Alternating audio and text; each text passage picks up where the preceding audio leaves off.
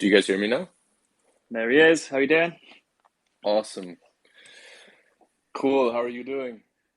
Yeah, very good, thanks. Sorry, were you just a little bit rushed for time there, getting off the flight, were you? Yeah, exactly. I just got off the flight an hour ago and just got back to my apartment. Oh man. Actually had to figure out getting the keys to the apartment as well from my girlfriend. Um, but all good. I got my coffee, just popped out of the shower, so fresh again after coming back from Dubai. Was this for the Phantom conference?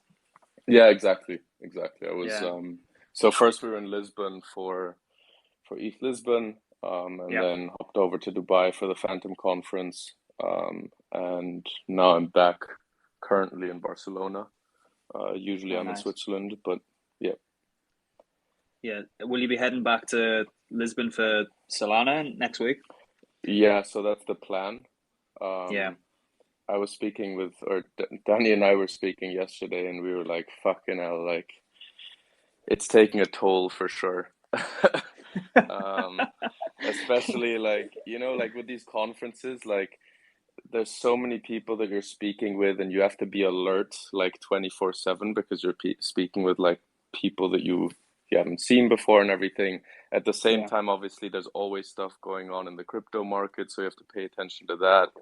You have to push like the products are being shipped and everything. So yeah, energy wise, it's definitely taking a toll. So I'm planning to go to Solana, but let's see. I mean, I think it's important, like from our end, it, considering we're multi-chain, right? Like we really like we're not EVM chain, we're truly multi-chain, and so I Hmm. do think that it is important for us to connect with the Solana people, see what the ecosystem is like, see how we fit in there, and then yeah, so that's why it's just very important that we go to these things.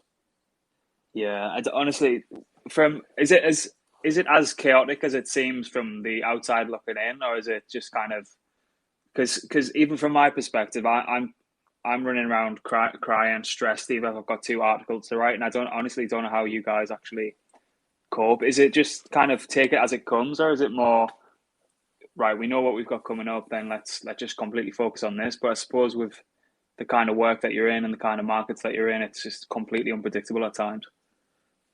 Yeah, I think it's more about just take it as it comes, right?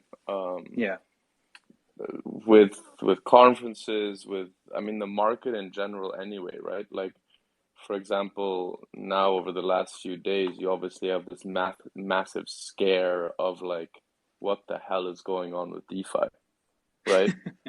yeah, Um, and so you just kind of have to cope with these things. But that's why it's so fucking cool to work in this, right? There's yeah, always exactly. something happening. Yeah, And I was speaking with the team this morning as well. Like people were like, "Fucking hell, this bull market is so stressful." And it's like in a bull market, you really want a bear market, but in a bear market, you really want a bull market, right? yeah. You tend to hear that from team members and devs saying that we can't wait for a bear market to come around so we can actually concentrate on fucking building shit for once instead of just being thrown from pillar to post with everything that's going on. But yeah, honestly, the beginning of the week, I thought we were fucking done for with shit coins and meme coins and SHIB. The narrative of overtaking Doge, I was like, oh my god. May PTSD was kicking in. I was like, shit, we've only just got started here. I can't, I can't be asked with this going to complete shit now. Yeah, like we were speaking about this in when SHIB was really going crazy, what, like 2 or 3 days ago. We were speaking about this, and then until like 3 in the morning Dubai time, I decided to go chill in the SHIB Discord for 3 hours. Because I don't know, I just find it very fascinating about how these communities work, how these communities are built up, and how something like a meme coin manages to pull off this narrative, right? And I was spending 3 hours listening to just because there's a bunch of voice chats in the SHIB Yeah, Discord, which is really interesting in comparison to other Discords, like ours, for example. Most of the stuff is in written channels, right? Yeah, And exactly. it was really interesting because it really does seem like it's a bunch of new people that are kind of learning about, people are like, wait, so what is this like staking? And then people are explaining it as burying because in SHIB, like staking is called burying, right?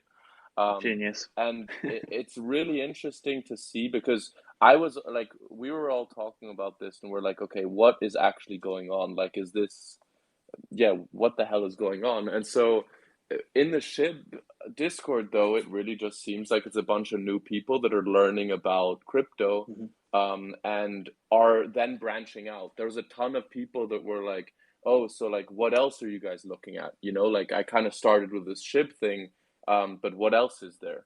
And it kind of reminded me of like early 2017 where people kind of got to realize one project, right? Yeah. And of course in 2017 it was all about the white papers where essentially it's just a dream, right? Yeah. Where like it's much easier actually to kind of get behind that dream or not get behind it, right? Yeah, While like exactly. Yeah. understanding okay, I need to buy this ship, I need to then stake it, I need to do all of these things. It's almost like a bigger learning curve, right? Hmm. To Yeah. start off with.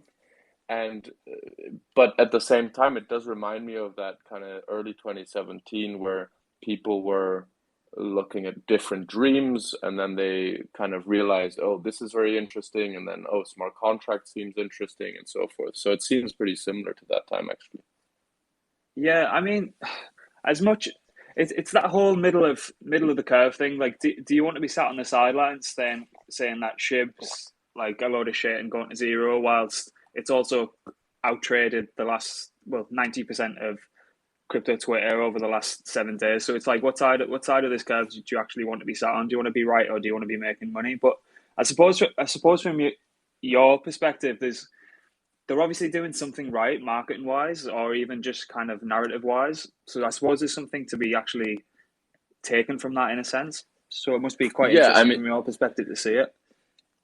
like obviously there someone that has no clue about crypto is not going to be like, oh shit, they're doing automized LPing.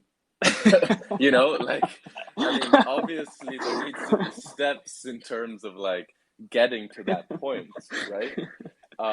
And so I think it's absolute bullshit what people are saying in terms of these meme coins are terrible and everything. And Danny has tweeted about this a bunch as well, right? Like it's a good way of getting people in, right? And getting Exactly. people Yeah. to learn, Exactly. right? And so the reason why I went into the Discord is really to understand like who are these new people, right? Hmm. And it was a ton of they were speaking a lot about gaming, right? Yeah. Which has obviously been mentioned a lot recently, also that gaming is kind of uh, a lower barrier to entry to come from gaming. But it seems like it's a lot of 17, 18, 19 year olds Yeah. um, where again I think this is the really interesting aspect is they were saying like we can't access Coinbase because we can't do the KYC, Yeah. right? Because they were underage.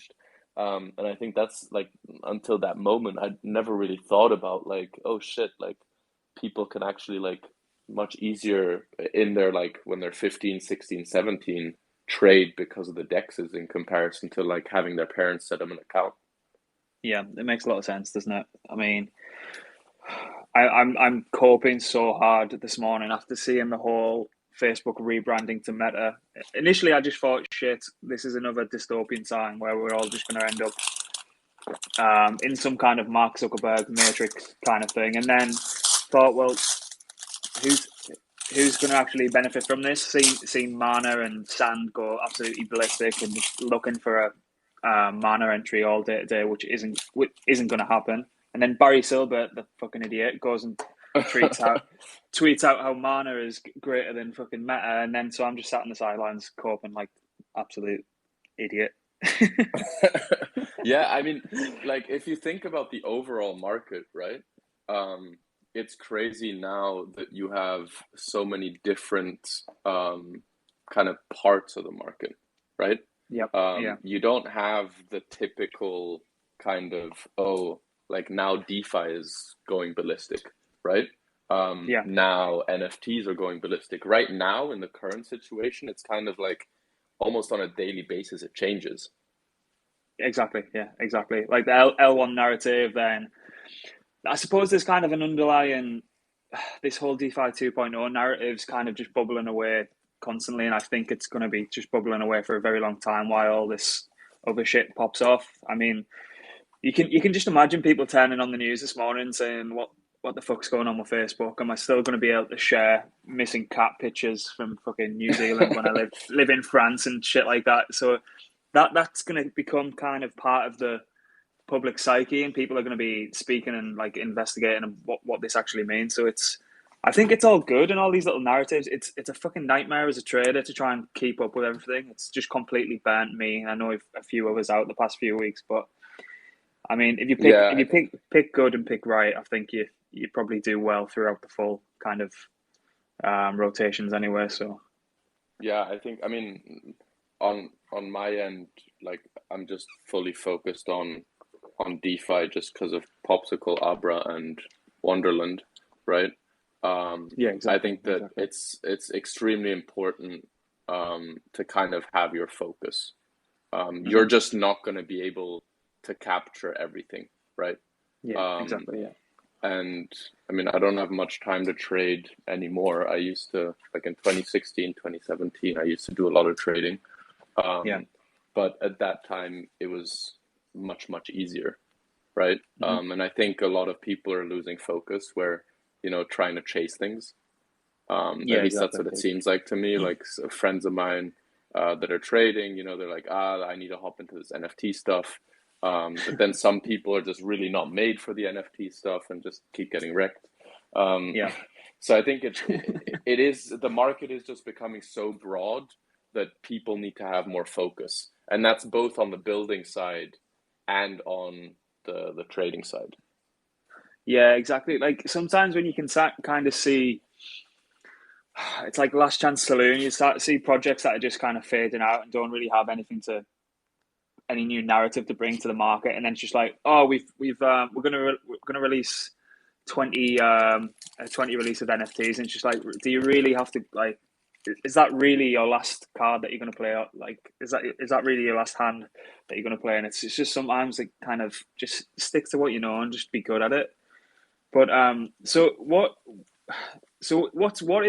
what's day to day like for you? Do you cover all three projects, or do you primarily focus on in one area, or does that obviously change as needed? And kind of what is your role across the three projects, just so people understand?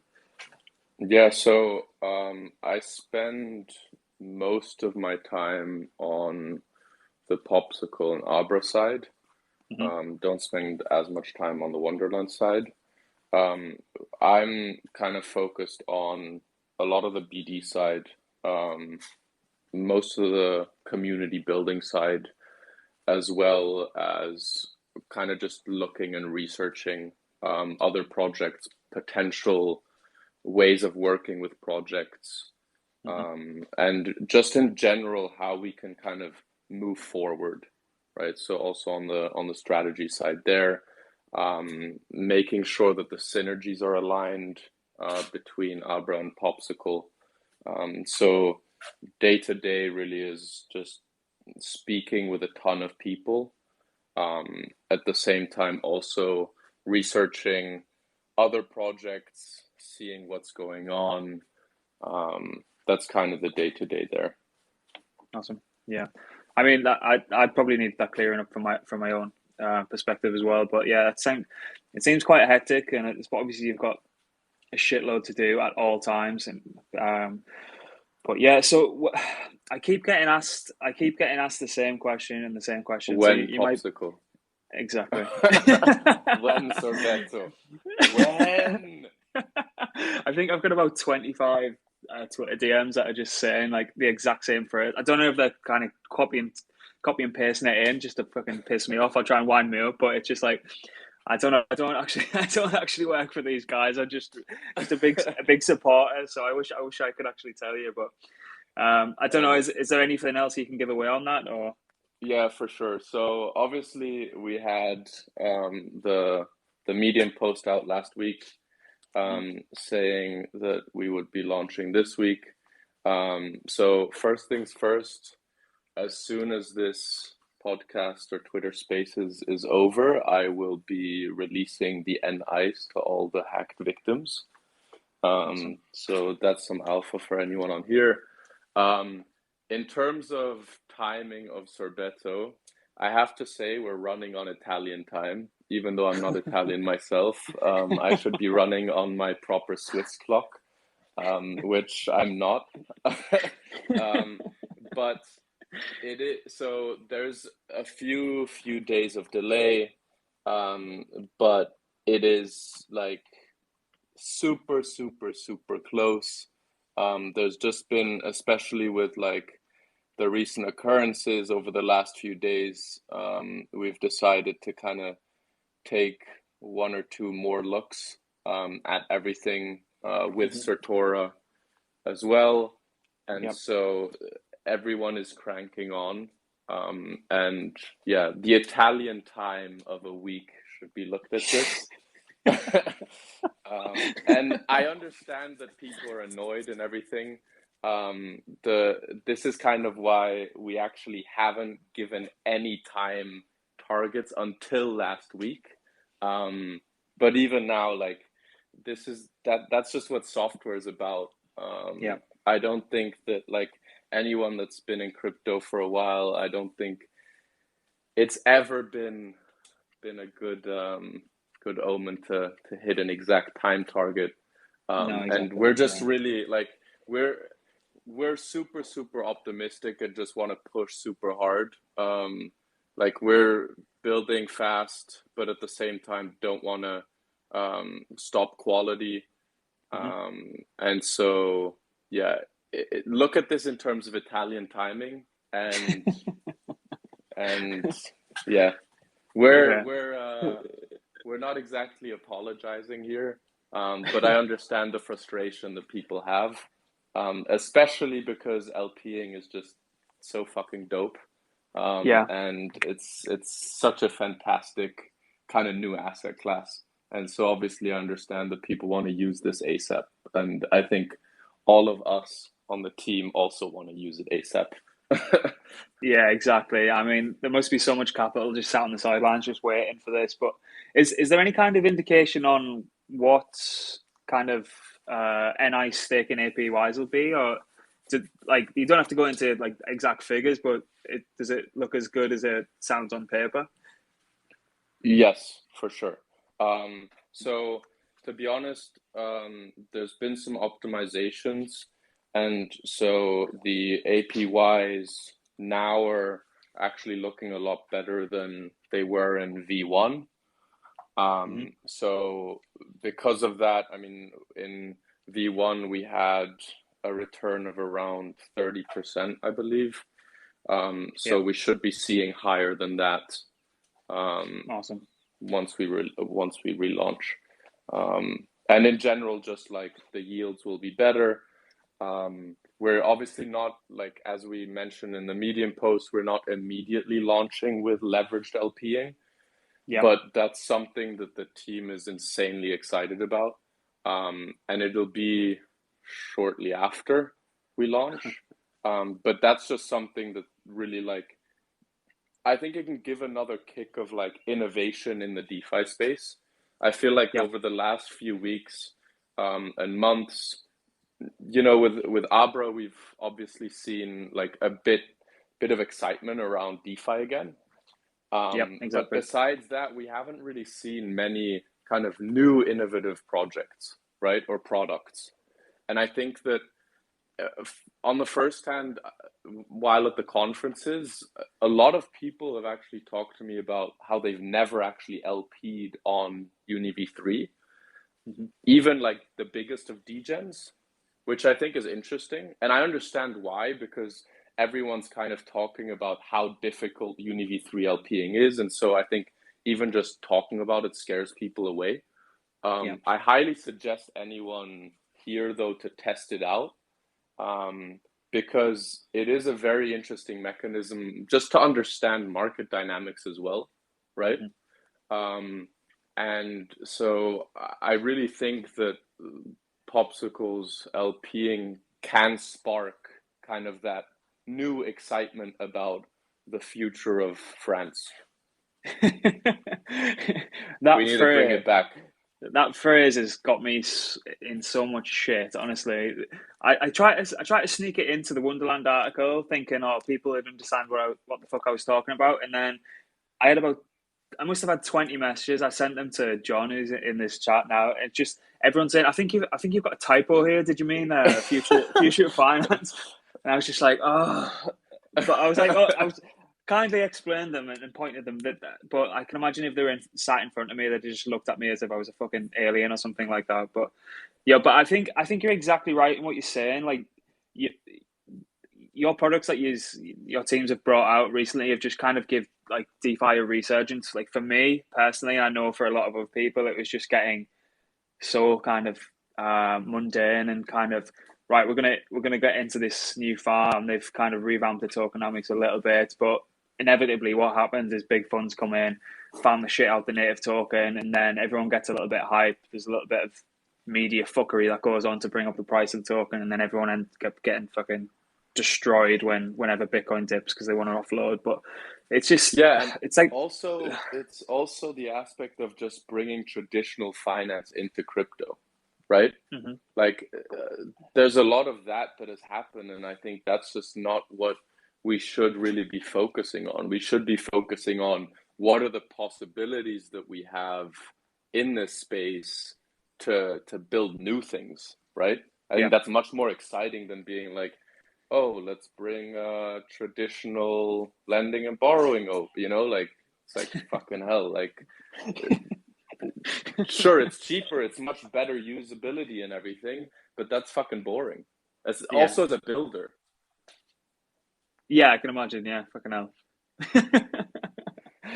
But yeah, what so just to touch back on Popsicle just for a second. I mean, I know for a fine fact there's a lot of people, and even myself to a certain degree, that just can't fucking stand going on to Ethereum, and can't stand just when MetaMask pops up and says you're about to be charged $400 or something in ETH to Yeah. just to make to approve a contract and then to fucking interact with it. So I know for a fine fact there's a lot of people who are looking for alternative layer ones for NICE or even for kind of S spell and things like that. So is the what will be the game plan there to help smaller retail investors and people who actually have a few brain cells left that can actually not face paying ETH fees? Is there something in place there for these kind of people?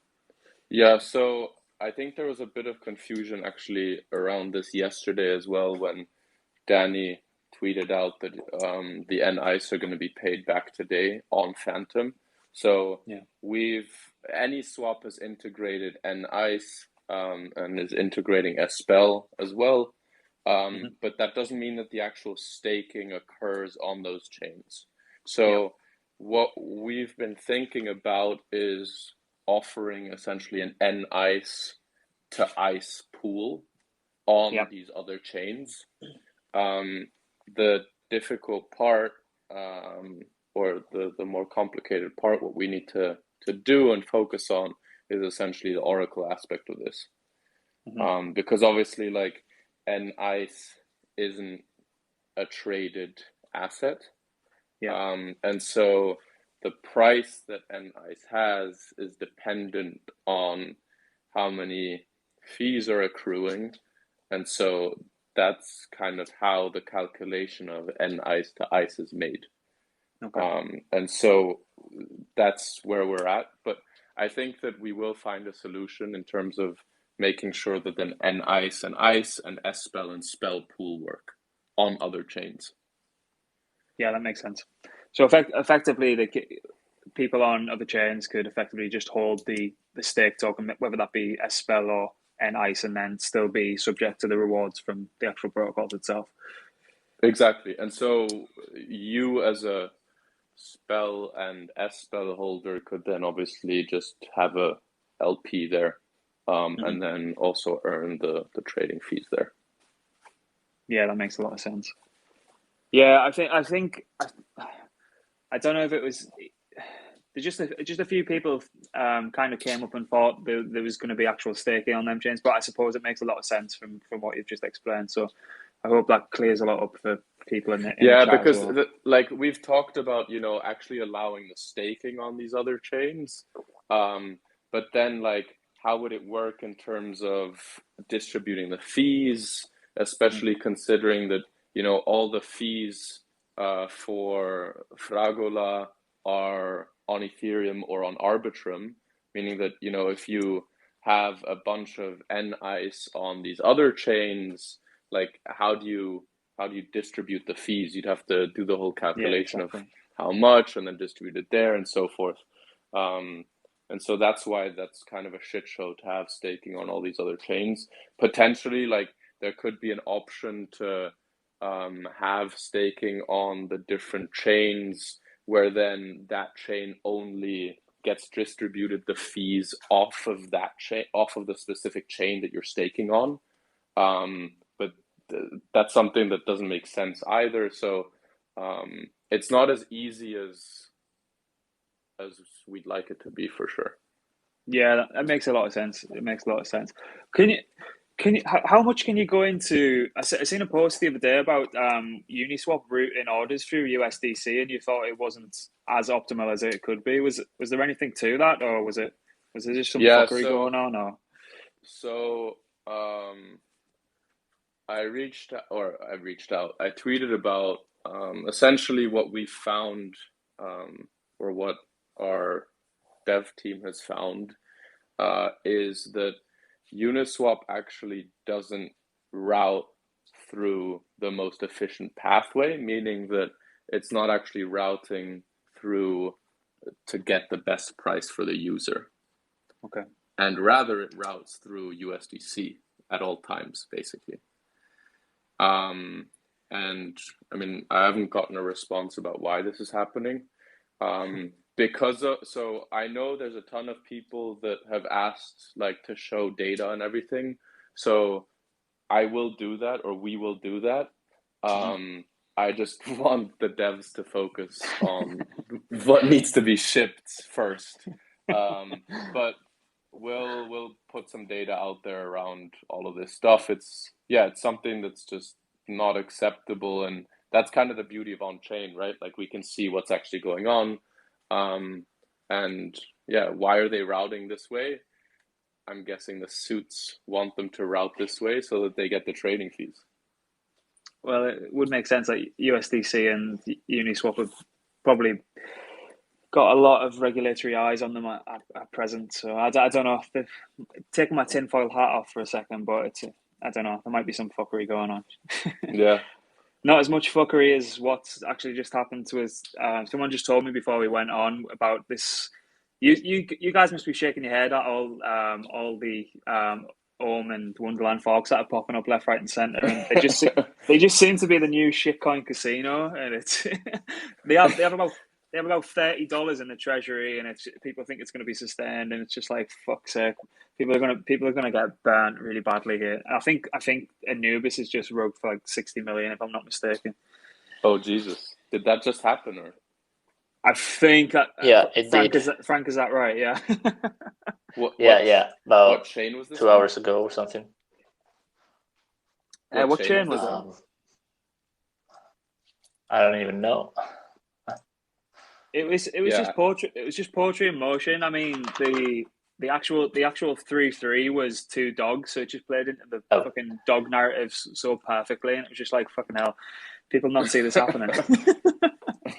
Yeah, Ethereum, I by the think way. it's funny how yeah, it's just one of these stupid fucking hype aspects of things. And I mean the funny thing is, right, and Danny's spoken about this, like the aim for Wonderland is potentially more to become kind of an out of the box way of funding projects where the 3-3 is great for funding actually, rather than actually going on forever. So I think, obviously all of these forks are just short term, trying to make a ton of money, and they're all gonna fucking die, right? Like, you don't need to, like, why do you need to fork it if you're just gonna do the same thing? So like, I think all Mark of these forks, to be honest. I think Mark Q might have a little bit of a say in what's going on at Klima at the minute. Yeah, let's not get into that. Guy's a bad omen. But yeah, so I suppose that all the projects, they're all just a small puzzle piece of a larger picture. And I think when we were speaking, when I was writing a lot of the articles up, you were touching on the fact that it's got the inner workings of one of the largest kind of decentralized banks in DeFi. I don't know if you can kind of explain how all three projects kind of fit together a little bit more for the users. I try to cover it in the articles, but sometimes I just end up fucking waffling on and making a tit of myself. No, 100%. Yeah, I know we spoke about this, and we also said that we should collaborate on an article to actually get the whole ecosystem explained and where it's going, and how it should actually form. So yeah, I can get into this for sure. So essentially, really, Popsicle is the first project that Danny and I worked on, right? And the team worked on. And so what we essentially said was, look, there's this multi-chain world coming. We truly believe it. And liquidity needs to go to the user. The user shouldn't have to go to the liquidity, right? So the same way as what you said before about, people don't want to go to Ethereum to stake their ICE, to get NICE. Like, people don't want to go to Ethereum to buy an asset that they want. Like, they should be able to buy that asset wherever they are, whether that's on BSC, whether it's on Avalanche, whether it's on Phantom, or whether it's on Solana, or wherever it is, right? And so because of that, we kind of said, look, we need to really make a market maker of the cross-chain, multi-chain space. And so that's what we started off with. And then, of course, by chance, UniV3 launched, and we were like, oh shit, there's a lot of people saying how they don't want to get wrecked on UniV3 LPing. And so we said, perfect, we can build a product real quick for this. And so this is just like Sorbetto Fragola is just a feature, right? Like, initially our aim still is to be the market maker of DeFi, meaning of all chains as well. But in order to be a proper market maker, and if you look at traditional market makers that are market making on centralized exchanges, they all borrow funds as well, right? Because in some situations, you may need to, like on one exchange, for example, you may need to suddenly, really importantly, need more funds. And so that's where borrowing comes in. And so then we realized, you know what, like, actually a borrowing mechanism is something that we need in order to really be successful with being the market maker of all of these chains, because the borrowing needs to happen on all of the chains as well, meaning that there is no product out there or no project out there that's kind of focusing on this. Plus, on top of that, we need a common denominator, right? A common denominator asset, which obviously is MIM. And so this is kind of the same way how centralized exchanges all have USDT, right? We believe that all chains have MIM, and through that, the most liquid pairs on all of these chains should eventually be through MIM, meaning that the market making cross-chain can be done. And so that's where the synergies of Abra and Popsicle are, where like they're really integrated, right? It's just that they're right now, or I mean, they still will be separate projects because they can individually also achieve their own goals, right? And then Wonderland is really this aspect of or potential. It's not what it is yet, but the potential of kind of being that launch pad of the market maker.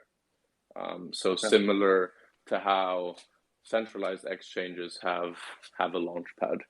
But for sure, the synergies between Abra and Popsicle are very, very clear. Whereas with Wonderland, it's still more of a building block. Obviously, it's also the youngest project. But this is really where the synergies of Abra and Popsicle are unexplored because obviously Popsicle isn't relaunched yet. But I think as time goes on, we'll see those working in tandem extremely well. Especially like if you look at Arbitrum right now, MIM ETH already is one of the most liquid pairs on Ethereum. Man, it's fascinating to see. Just each and every day, there just seems to be another centralized exchange that's coming out with MIM-based pairs and things like that. So you guys must be kind of just completely euphoric of how much traction it's actually got, and it's perfectly playing into the whole regulatory stablecoin narrative as well. Especially you guys and the folks over at Terra with UST. It's just a perfect storm. It's great. It's really, really great to actually see it actually come, because everyone knows the fucking shenanigans that go on with UST and more recently USDC. So it's really good to see from a community perspective. It's funny also because like when DAI V1 was there, where it was only ETH backed, right? Everyone, like I myself included, was super excited around that because at just like what you just said, timing wise, it was super good because that was the time when everyone was shitting on USDT. USDC wasn't really around yet. And people were like, like if I'm gonna hold a stable coin, it's better to hold DAI, right? Yeah. And now it's almost coming full circle. And then you obviously had all of these algo coins that started launching and everything. And honestly, at that time, I was like, fucking hell, these stupid fucking stablecoin projects, like, god damn it, you know? And I would have never thought that we would launch a stablecoin project, or I would launch a stable project ever in my life. But now it's coming full circle where like the regulation is coming back. Now you have USDT and USDC, right? DAI is basically USDC. And so there is no other real solution. And so, yeah, timing wise, UST and MIM is super cool to see. Yeah, man. It's honestly when I was researching around for, I can't remember which article it was, but when I was exploring more into MIM and was the Bye Bye Die website just set up by a community, was it? Or yeah, that's set up by the community members. Honestly, when I clicked through, and I think there was another website called what's something to the effect of what's backing my DAI, and when I clicked on it, I expected to see kind of 60% Ethereum, kind of 30%, and then some residuals, but that just completely, unbeknownst to me, it just completely flipped on its head. And it was, last time I checked, it was around 65% USDC. So it's like, what the fuck's going on here? Seriously, it's just completely fucked. What is the point? What is the point of it? And it kind of just made me realize what you guys are actually building, and just kind of give me even more conviction if I ever needed it. But just little stats like that, but yeah, no, I think it'll be a huge success. I would have never expected the growth to happen so quickly. I don't think any one of us did. But I think it shows again that, you know, also all of these algo stables, like in my opinion, you can have the absolute best algo to keep stability or whatever. But in the end, trust is still needed, right? Like if people don't trust the coin as a stable coin and they're happy to hold it in their wallet, regardless of how good your algo is, it's not going to be stable, right? Exactly. And I think that's what, like, especially over the last like 1 or 2 years when people are building these algo coins, Like people were kind of like, this is the answer. You know, it was like, we're just going to push out this great technology that has some moon math in it, and it's going to be a stable coin. Right? But like, you need a brand, you need a community, and you need trust. And I think what Abra shows, again, which is also something that we're focusing on with Popsicle, is like, simplicity is just beautiful, right? Like, I don't think everyone was kind of focusing on these, as said, like moon math stables, rather than just like, hey, let's kind of take what Maker did, but make a much, much better liquidation engine, and make isolated markets and everything, and not be influenced by suits that want to fold their USDC, and most likely will create the best stablecoin there is. Yeah, exactly. And that underdog narrative was so brilliant to watch. You could just see it was just kind of inevitable, and the way things are going, I suppose it set a lot of people up on the spell trade as well. So it's funny how things turn out. I don't want to take too much more of your time because I know how busy you are, but I might just open the floor to a couple of questions if that's all right with you. Yeah, for sure. Let's get some questions in. So if anyone wants to speak, just if anyone who's co-hosting, just put in, but anyone else just kind of request, and I can just open it up. Please be a little bit courteous with Squirrel's time. So go ahead. Or if not, I'll just waffle on a little bit longer. We like listening to your accent, so I'm sorry that I can't provide the Italian Danny accent. So at least we have your accent here, you know. If you were to guess, where would you think it was from? Scottish. Yeah, you're not too far off. It's from a little town in the northeast of England called Hartlepool, where they were famous. They were once famous for. There was a monkey that got washed up on the shore. I think it was from the Napoleonic times, and they thought it was a French spy, so they actually hung it. Oh Jesus! So the apes got hung. Yo, hopefully. Yeah, exactly. That's why I've hopefully fled. Us apes won't. Right. So, if we got any requests, let me see.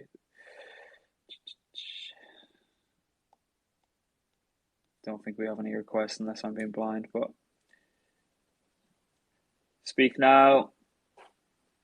No, I think that might be us. Yeah. So, Squirrel, thank you very much for your time. Really appreciate it. I understand how busy you guys are at the minute. So, and if there's anything you need from my end, or if there's any updates that come out, I'm more than happy to run the articles back for you guys. And from me, and I know from an awful lot of other people as well. Thank you for what you guys are building. It's kind of revitalized a lot of people to get back into the space. I know for a fine fact, as soon as you guys started pushing projects out, people actually started talking to me again. So thank you for that.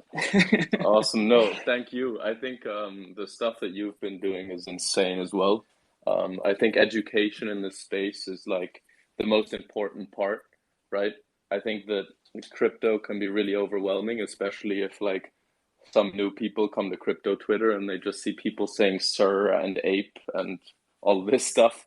So what you're doing is fucking fantastic, and I love working with you, and hopefully we can get a lot more education going. Because as said, like without that, we're never gonna really achieve what we want, right? Yeah, exactly. So yeah, thank you very much for that.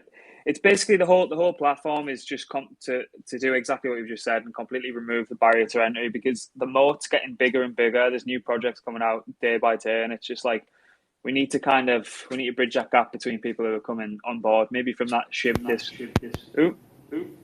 Oh yeah, sorry, I put that request in a bit late, but I really wanted just to quickly ask you a question, Squirrel. Oh, go for it, mate. Go for it. Wicked, cheers, man. I'm new to this space, and I'm just curious as to the reason why the Abracadabra money product isn't available, fully open on Avalanche and Phantom like it is on Ethereum. So like the staking spell and all that stuff. Do you mean just staking spell, or do you mean like in the aspect of also having other cold drones open and everything? Yeah, that as well. Yeah, I'm fascinated by the whole product and what is, Ethereum's the product on Ethereum is great and looks fantastic in regards to the different types of collateral that can be used, and being on Avalanche and Phantom is great. For me, you can sort of access, the staking on Phantom is great, but just wondering why I wouldn't be able to stake on Avalanche, for example, and that sort of stuff. Yeah, so we're actually going to be adding a bunch of collaterals on Avalanche within the next week. So that's going to be exciting. I think it's about really tackling like the different chains and focusing on kind of pushing each chain individually. Obviously, Ethereum has the most collateral and TVL right now, and that's why we pushed that first. But Avalanche and Phantom are going to be pushed shortly. And the aim is, as said, like we want to be the biggest stable coin everywhere. And so we're definitely going to be adding more collaterals on all chains, not just Avalanche and Phantom, but we also want to go to Solana. And everywhere else.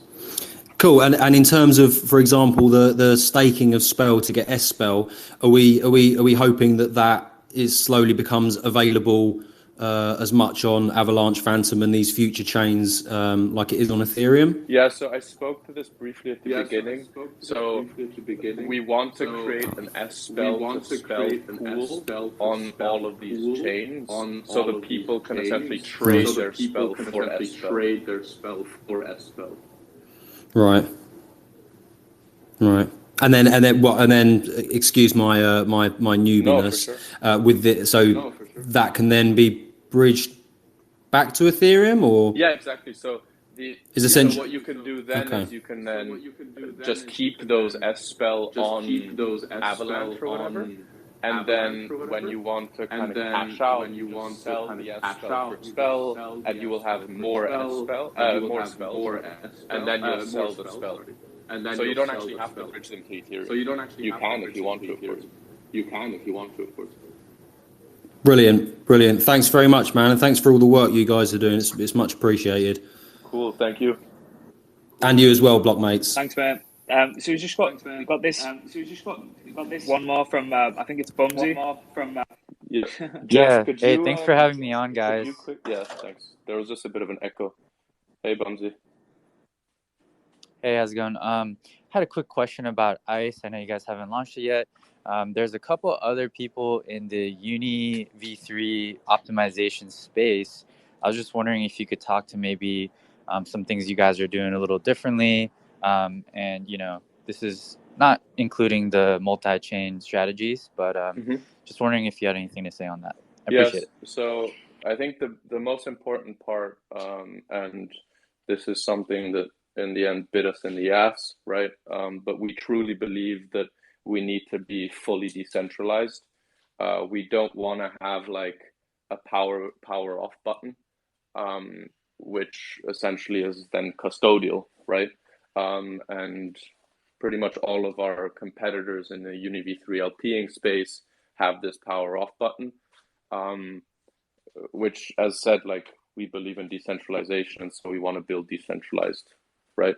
And secondly, I think the other difference is obviously this the strategies that we're using are different, and also the fact that we're going to be, I'm not 100% sure, but I believe we're the only ones that are going to be doing Uni V3 LPing on Arbitrum, meaning that, again, gas fees are lower, so hopefully smaller pockets can also LP via that. And then, as said, like with leverage LPing, I don't think anybody else is going to be able to provide that. So I think there's a bunch of things that are differentiators here. The one that we're most likable about is really the aspect of we want to build decentralized.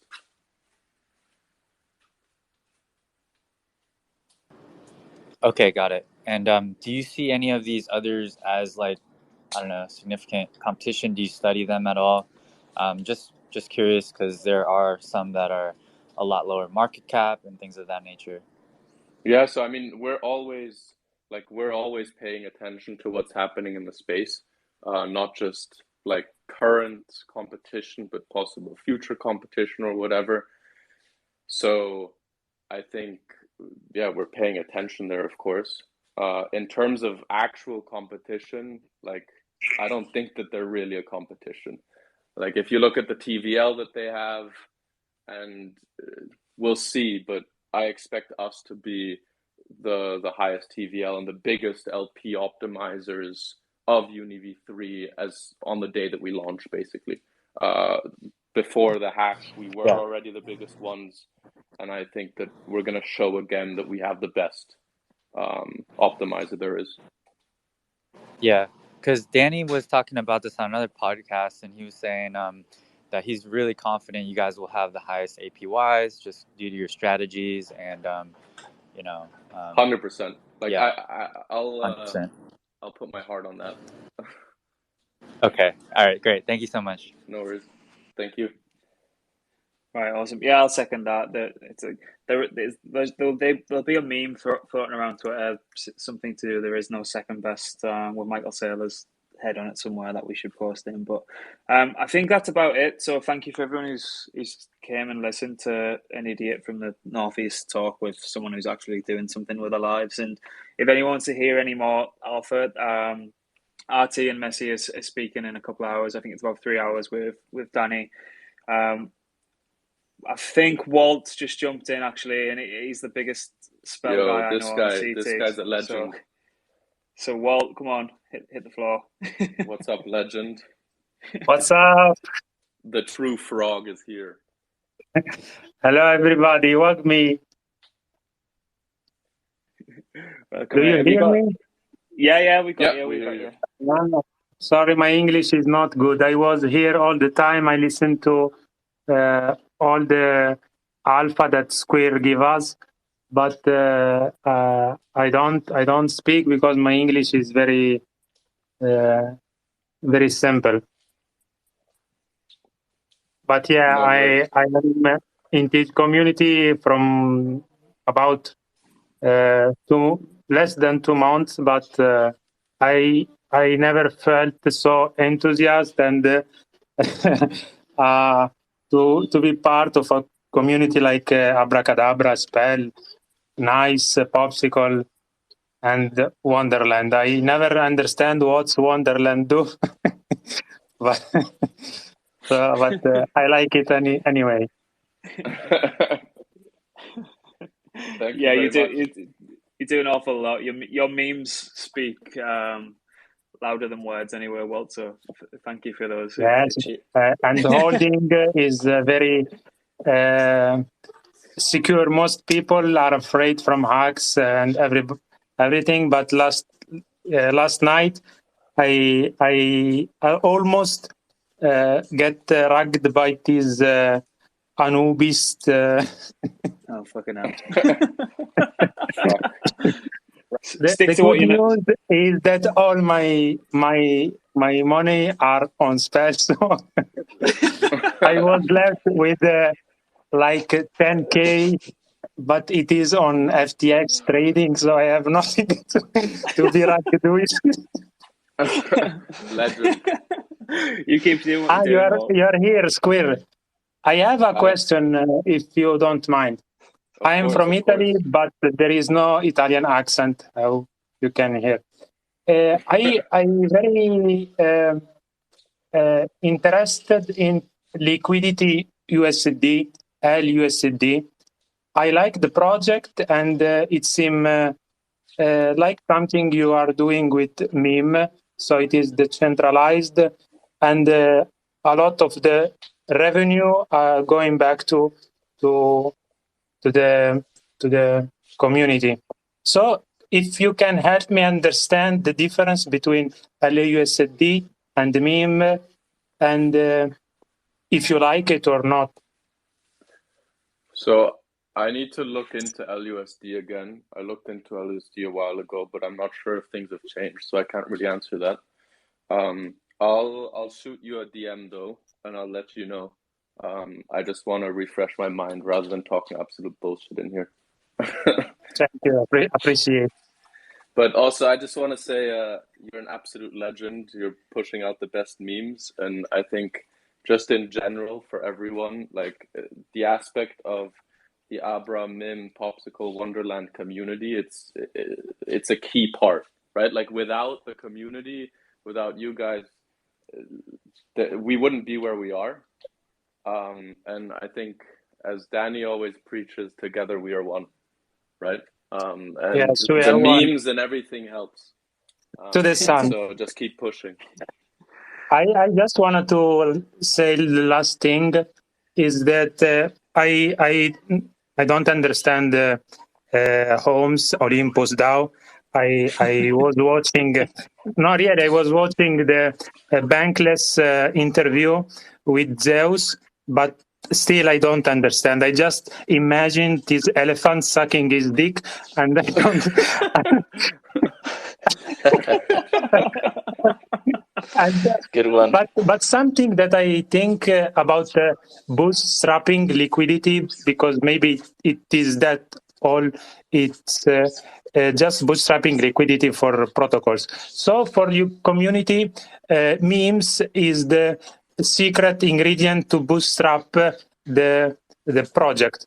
So I really think that memes are funny. So Elon Musk liked them. It is the richest man in the world. So maybe there is a coincidence. And I invite you all to be frogs and do memes and invite and to be kind to the people that are not with us. Like there is no need to be fan of big celebrity. We are frogs, so we need to help the least one in the community to understand DeFi and be part of it. 100%. Exactly, well said. You Well couldn't have said it better. I think that's why also, like, read Blockmates articles. If you have any, like, I don't know, if you think Blockmates articles are shit, then which I don't think they are, but if you do, then write articles. I think education is key. Education through memes, articles, interviews, whatever it is. Anything helps to get more people into DeFi, and I think that's all of our jobs. Exactly. Okay. I hope to see Merlin sucking his wand.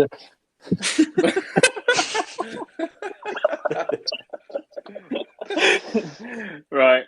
What better way to end it? Right. Thanks, guys. Really appreciate it. Squirrel, thank you for your time. Really appreciate it. Frank, Shitcoin, thank you. Walt, everyone. Go watch the RT and Messi stream that's coming up soon as well. So, thank you very much. Really appreciate it. A beautiful Italian accent on there. It's not like my shit over here. Right. Thanks, guys. Right.